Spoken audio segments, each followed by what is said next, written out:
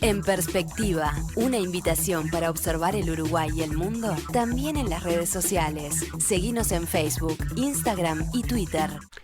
El presidente de la República, Luis Lacalle Pou, reconoció ayer que el nuevo decreto que modificó aspectos de la política antitabaco, impulsada por el expresidente Tabaré Vázquez, se hizo a pedido de la empresa Montepaz. Fue esa firma quien trasladó la solicitud al Ministerio de Industria.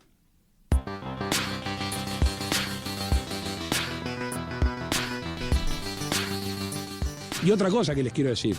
Me preguntaban en alguna gente en off y algunas ridiculeces que también escuché. ¿Esto es para favorecer la empresa Montepaz? No, si me lo pidió una fábrica de chicle. Obvio. Quien se dedica a producir cigarro en Uruguay, ¿quién es? Montepaz. ¿Y quién le pidió esto al Ministerio de Industria? Montepaz. Ahora, ¿alguien se cree que nosotros nos van a mover por presiones? No nos conocen, esa falta de respeto. A veces lo que pasa es que se ve que algunos actuarían de esa manera. Yo no. Y yo creo que lo he demostrado. Ayer fue una jornada de diferentes pronunciamientos en esta materia. Por ejemplo, la Comisión Interinstitucional Asesora para el Control del Tabaco envió al ministro de Salud Pública un informe crítico sobre el nuevo decreto. Esa comisión requirió además la inmediata derogación del decreto 282/022. Vamos a profundizar en algunos de esos diagnósticos. Estamos para eso en línea con Ana Lorenzo, médica, integrante de la Sociedad Uruguaya de Tabacología, organización que a su vez forma parte de la Comisión Interinstitucional Asesora para el Control de Tabaco. Doctora Lorenzo, buen día, gracias por acompañarnos. Hola, buenos días, gracias a ustedes por la llamada. Una precisión primero a propósito de la Sociedad Uruguaya de Tabacología, ¿qué es? Es una sociedad científica que nuclea a la mayoría de los especialistas en tabaco a nivel nacional.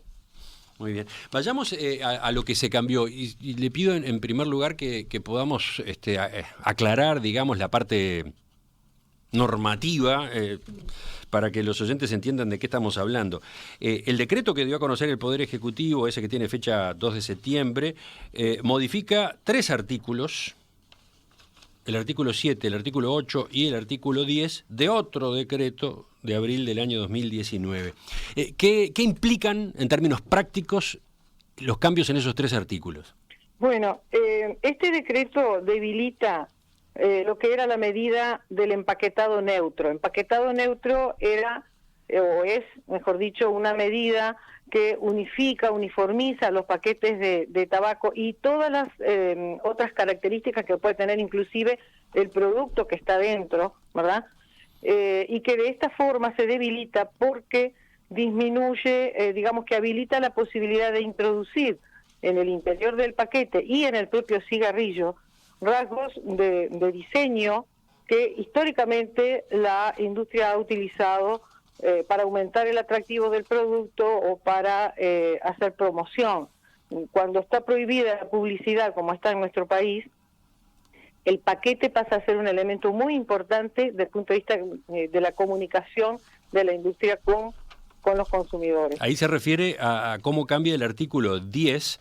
El artículo 10 pasa a decir: en el cigarrillo o en el interior de la cajilla, el fabricante podrá incorporar elementos distintivos destinados a determinar la autenticidad del producto o su trazabilidad, con el fin de detectar y combatir su desvío o adulteración. El filtro será de color imitación corcho o blanco, siendo biodegradable, y en él se podrá incorporar la identificación de la marca. ¿Usted estaba aludiendo a esto? Exactamente, porque en realidad habilita a introducir cualquier tipo de rasgo de diseño. En cuanto a la trazabilidad, que es una de las fundamentaciones que se pone en el decreto para combatir el contrabando, no es esa la forma de realizar la trazabilidad con una marca en el interior de la cajilla. El Uruguay ratificó en el año 2014 el protocolo para la eliminación de comercio ilícito de los productos de tabaco. Eso es un acuerdo internacional del cual Uruguay es parte, que es vinculante y que establece las medidas efectivas para combatir el contrabando de cigarrillos. Una de ellas, la trazabilidad, que está bien definida en ese protocolo y que por ese lado debería el país avanzar si realmente, que en eso estamos todos de acuerdo, en combatir el contrabando de cigarrillos. Pero para eso tenemos esa herramienta fundamental. Por un lado, el protocolo que establece esa medida y otras para combatir el contrabando, y por otro lado, fortalecer o mejorar los controles aduaneros. De esa manera se combate el contrabando y no permitiendo que en el interior de la cajilla la industria tabacalera utilice distintos rasgos de diseño, colores, palabras. No es de esa manera, no se explica cómo de esa manera se podría combatir el contrabando cuando tenemos esta otra herramienta que ha mostrado ser efectiva. Sí, repito, el artículo nuevo, el 10, dice: en el cigarrillo o en el interior de la cajilla el fabricante podrá incorporar elementos distintivos, etcétera, cuando el artículo original decía: el envoltorio del cigarrillo será únicamente de papel blanco liso, por lo que queda prohibido que figure en ellos cualquier clase de logo o cualquier otra característica o elemento de diseño, leyenda, inscripción o escritura. Esto ya no está, ¿no?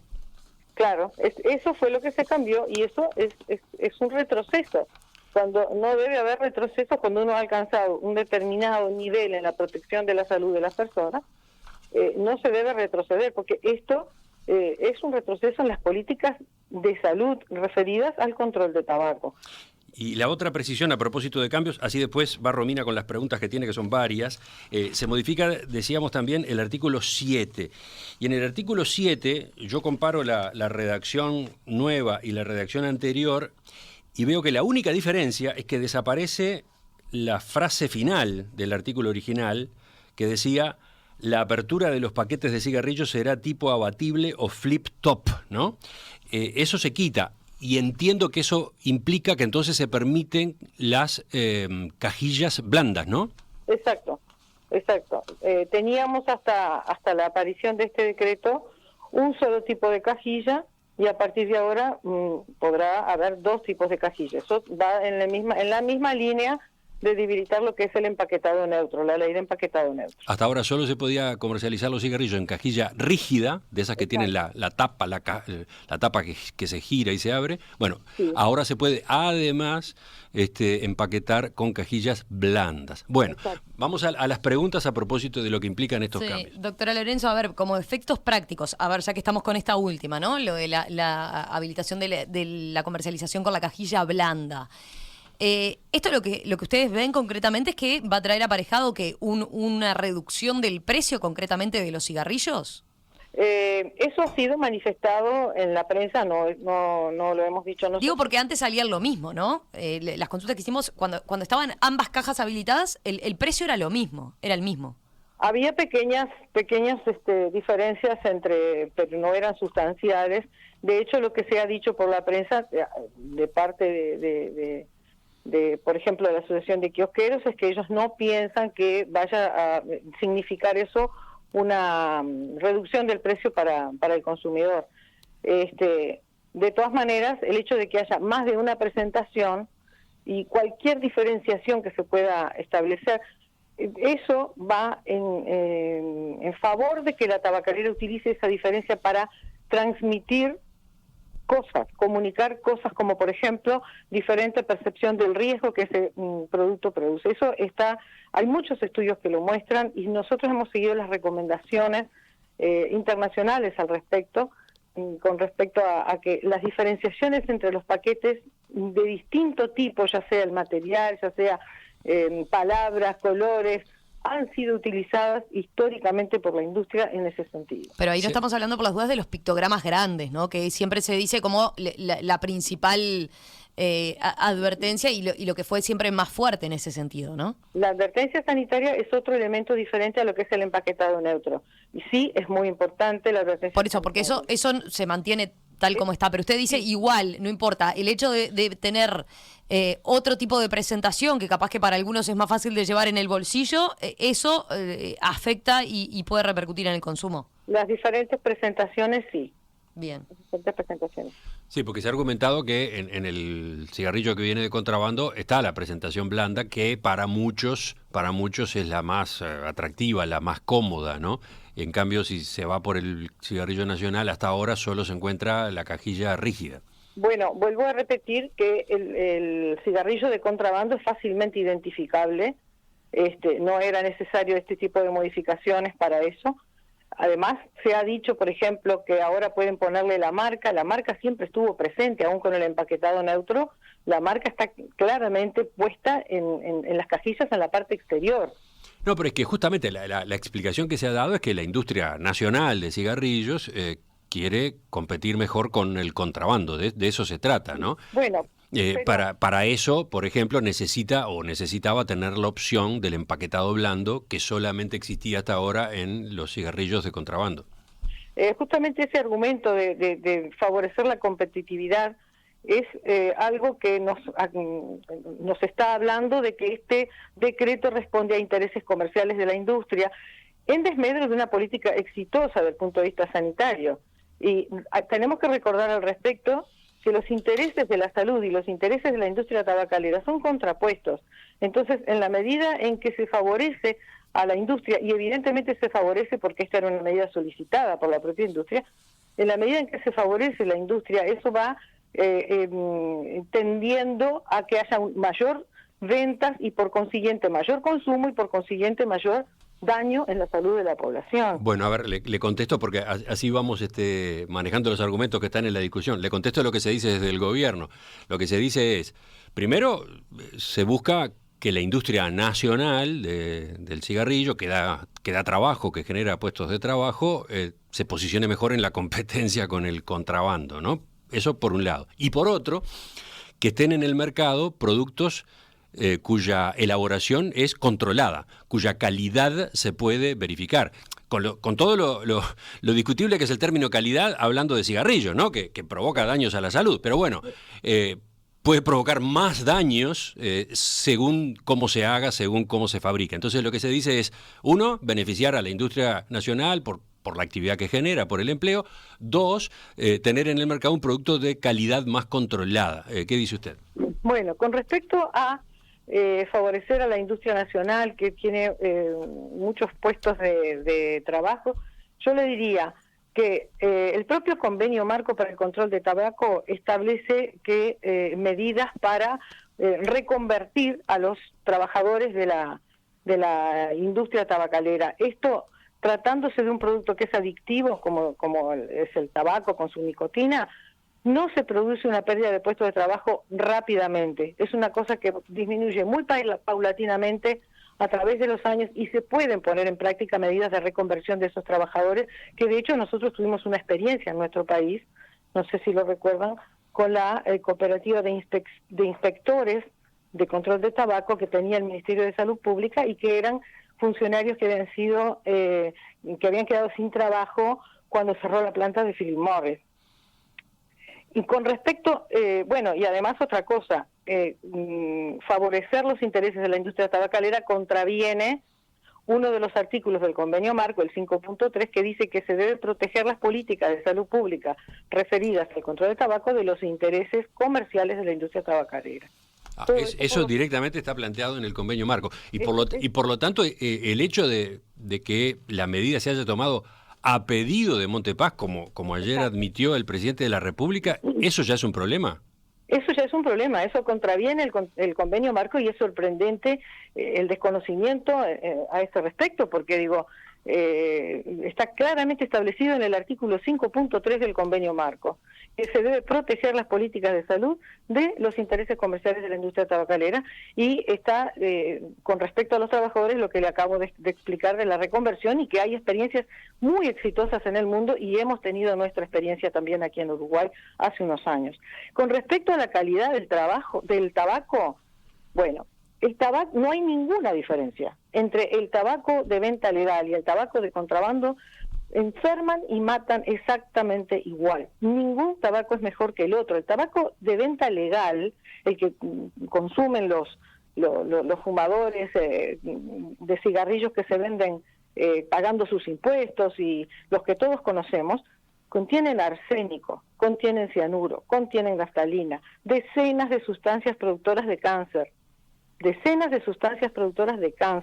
miles de sustancias químicas. Entonces, ¿de qué estamos hablando cuando hablamos de un cigarrillo de mejor calidad? El tabaco enferma y mata, cualquiera, el de contrabando y el otro tabaco, el de venta legal. Yo he escuchado, y muchas veces se ha repetido, que se han estudiado los cigarrillos de contrabando y que contienen pelos de rata, por ejemplo, ¿no? Tierra, bueno, al lado de el arsénico, la naftalina, las sustancias productoras de cáncer, digo, no sé cómo podemos decir que una cosa es mejor que la otra.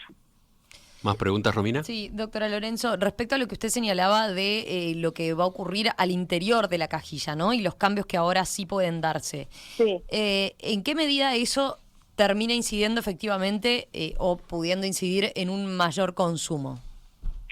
Si te refieres a medirlo, para medirlo deberíamos esperar un tiempo, como siempre sucede, ¿verdad? Cuando se pone una medida, tiene que pasar un tiempo antes de uno poderlo medir, lo cual estaría implicando permitir los efectos de esta política que ya se ha mostrado que cuando no existe eso es beneficioso, estaríamos ya permitiendo para después medirlo, y eso podría implicar Pero ¿sabe por qué es mi pregunta? Porque los oyentes creo que también algunos consultaban por ese lado. Está claro que cuando es por afuera, sí, sin duda, ahí ya está, ¿no? Debe ser determinante, o en muchas situaciones seguramente a algunos lleva a que no fumen, a que dejen de fumar o que fumen menos. El tema es cuando es adentro, hacia el interior concretamente, y el usuario ya